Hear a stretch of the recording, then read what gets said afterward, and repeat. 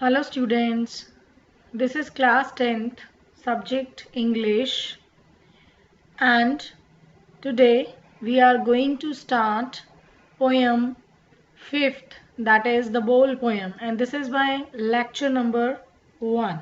So let us begin with the bowl poem. Now the topics to be covered today.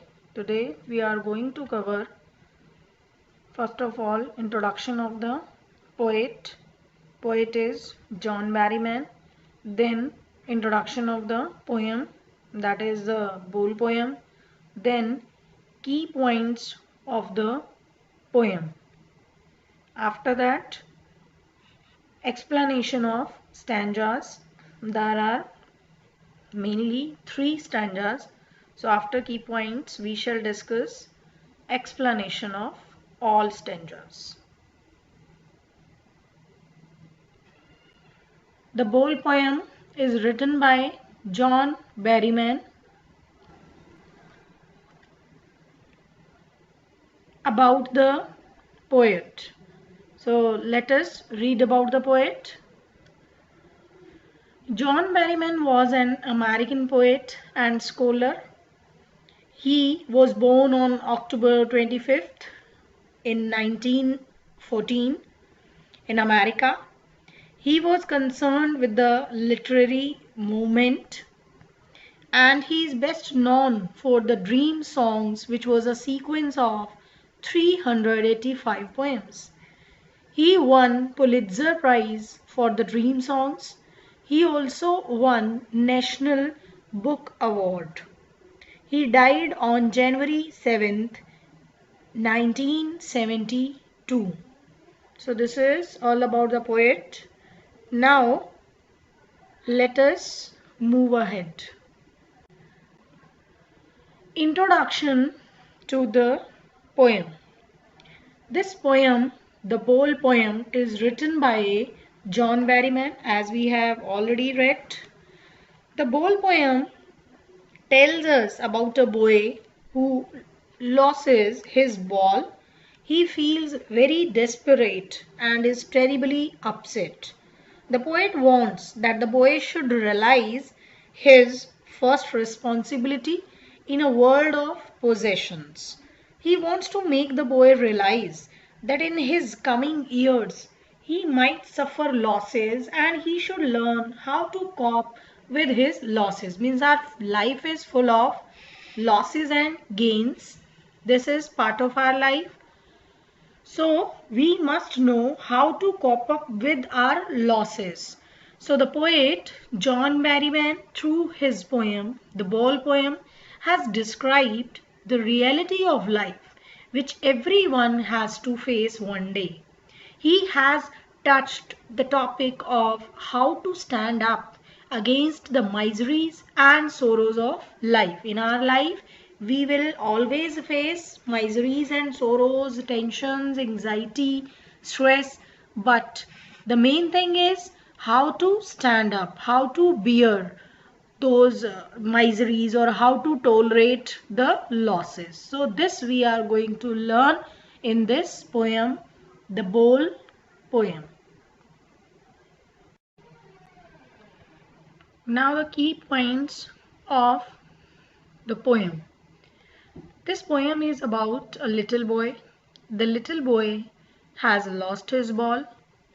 He can buy many new balls, but he has a very deep emotional attachment and memories associated with that ball. So he regrets over the loss of the ball.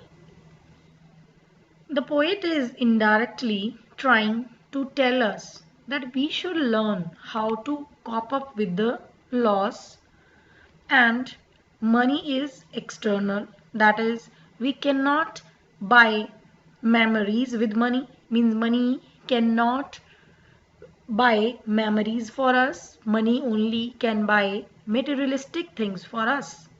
We all should learn our responsibility and learn to cope up with the loss. So the poet wants from the boy to learn his responsibility and to learn how to stand up in front of obstacles or how to cope up with the loss. Losses and gains are part and parcel of our life. So this the poet wants to say in this poem.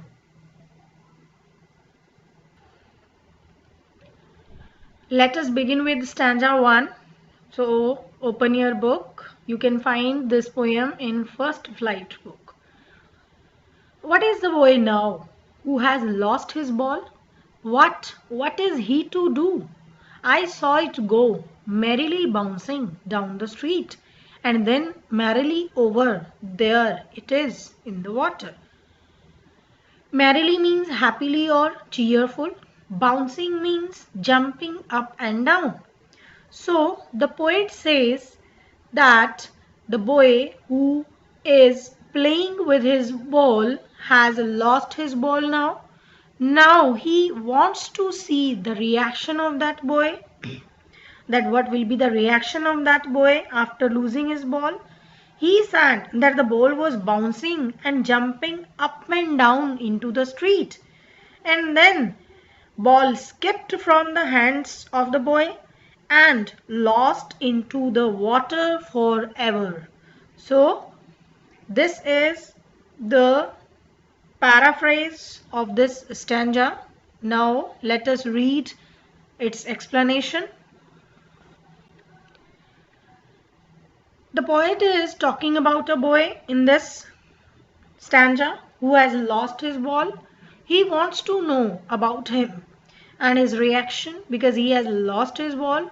Further, he asks to himself that what this boy will do after losing his ball. Now, what will be the reaction of that boy? The poet has seen the ball going away from the boy. He says that the ball was cheerfully jumping up and down in the street. This means that when the ball skipped from boy's hand, it went into the street and later on it fell into the nearby river. So now the poet wants to see the boy's reaction after losing his ball. Now literary devices which are used in this stanza. First of all, anaphora. It means here the words are repeated in two or more lines. Use of repeated words in two or more lines. Like example is given here. What is the boy? What? And merrily bouncing, merrily over. So these words are repeated. Like what is repeated? Merrily is also repeated. Then assonance. Assonance means repeated use of vowel sound O. Boy, now, who, lost. In these words, sound of O is repeated. Next is repetition. Here the word what is repeated. So these are the literary devices which are used in this first stanza. Now let us move to next stanza. Stanza 2. No use to say, oh, there are other balls. An ultimate shaking grief fixes the boy as he stands rigid, trembling, staring down. All his young days into the harbor where his ball went. I wouldn't intrude on him. A dime, another ball is worthless. Now he senses his first responsibility. So here grief means shaking grief. It means sadness. Trembling means shaking. Harbor, it means port or a shelter. Intrude, it means to force in. And worthless means useless. So here the poet says that it was useless to say this line to the boy that there are other bowls, so you don't worry. So there is no advantage of consoling the boy by saying that he will get another ball. The boy is very disappointed, and ultimate shaking grief fixes the boy. The boy got fixed at one place because he was very sad. The boy is very disappointed. He is shaking with grief. He is trembling with fear.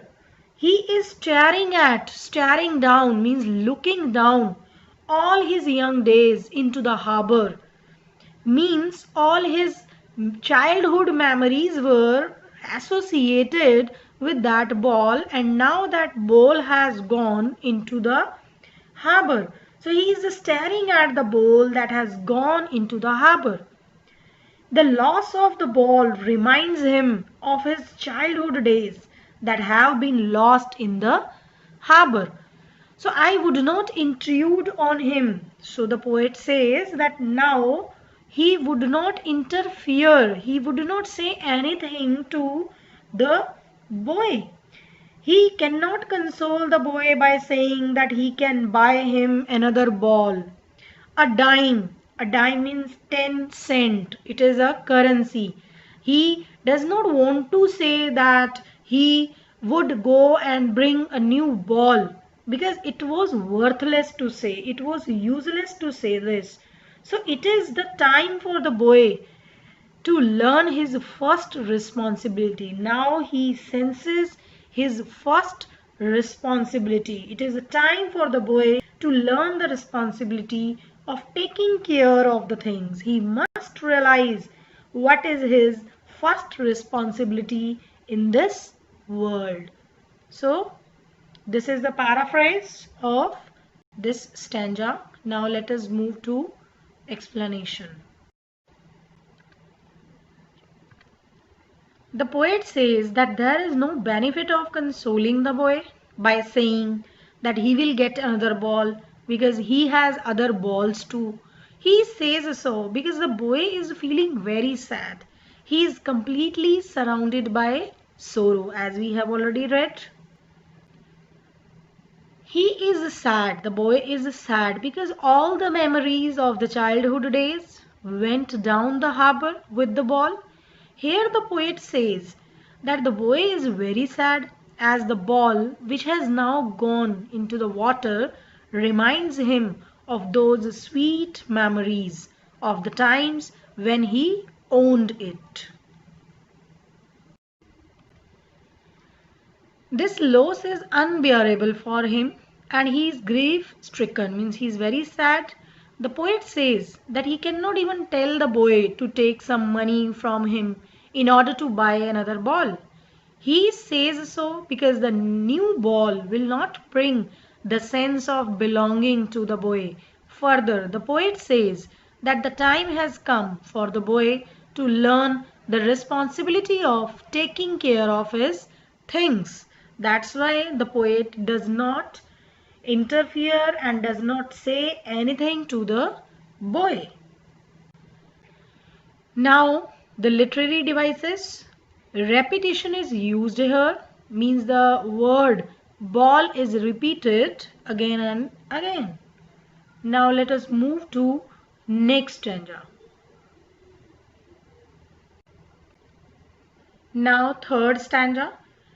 A world of possessions. People will take balls. Balls will be lost always, little boy.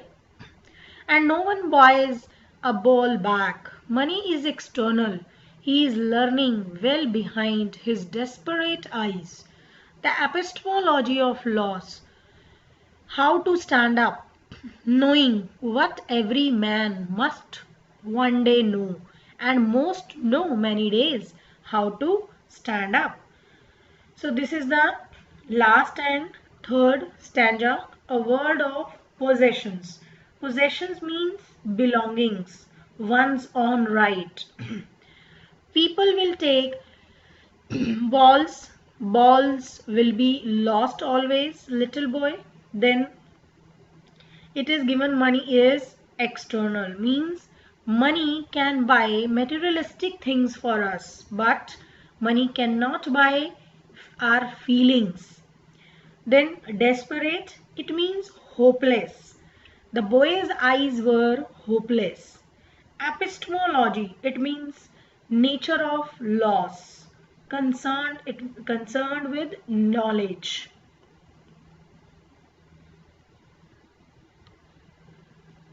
So the boy is learning his responsibility in the world of possessions.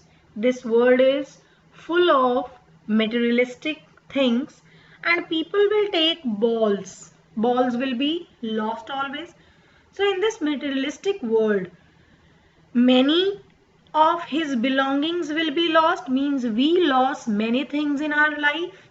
The poet says that the boy is learning how to withstand the sense of losses, and once a ball has been lost, it can be replaced with another one.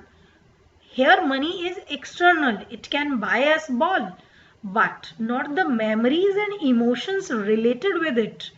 So the boy with his hopeless eyes sees the nature of loss. He learns the nature of loss. Epistemology means nature. How to stand up. He learns how to bear up the losses. He learns how to stand up, how to become bold.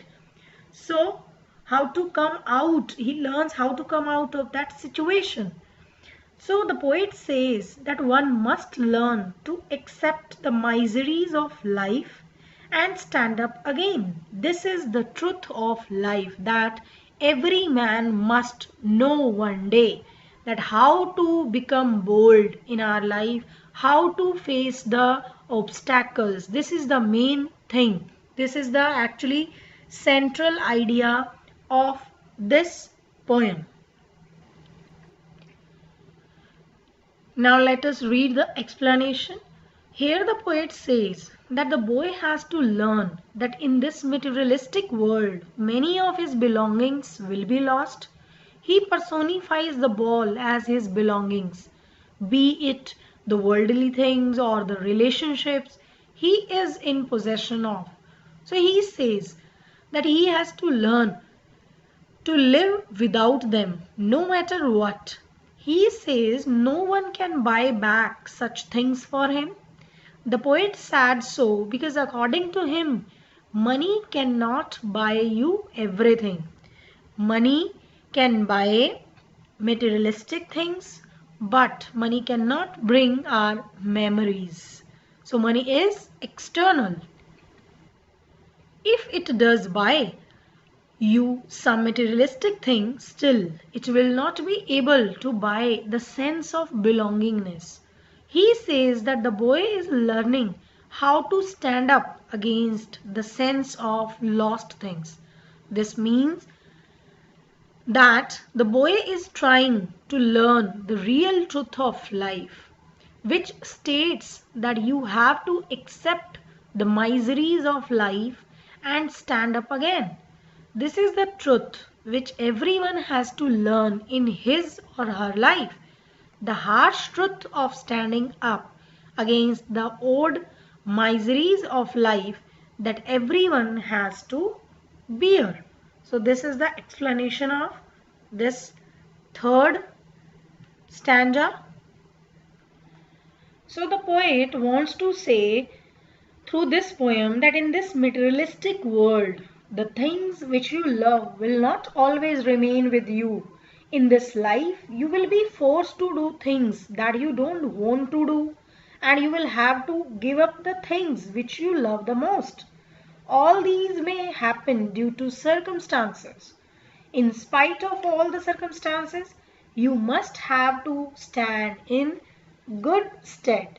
So it doesn't matter how much does it hurt. It teaches us to learn, to accept and do not cling on to something that you can never have. So this is the central idea of the poem.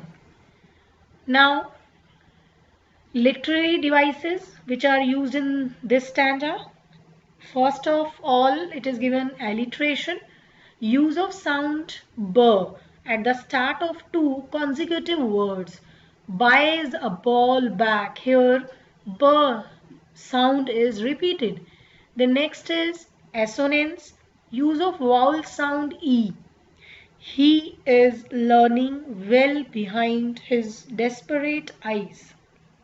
Then repetition, ball word is repeated, and rhyme scheme. There is no rhyme scheme followed in the poem in any stanza. So these are the literary devices which are used in this stanza.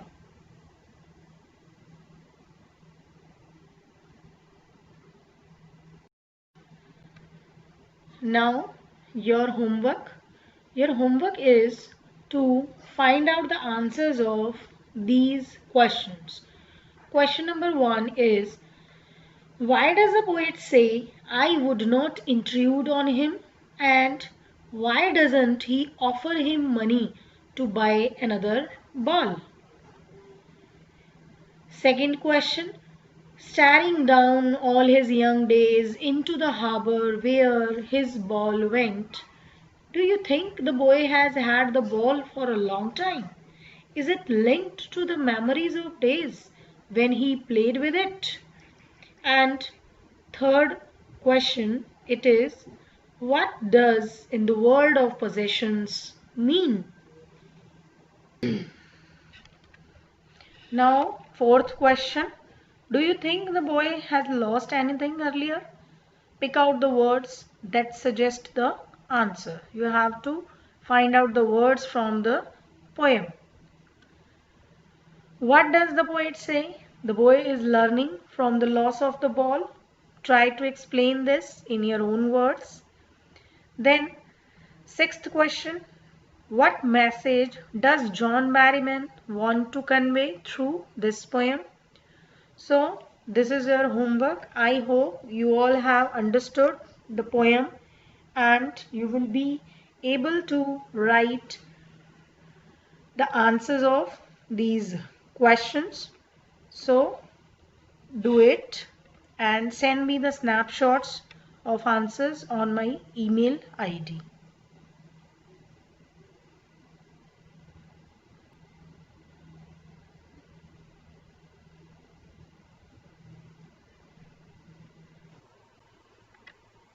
Thank you.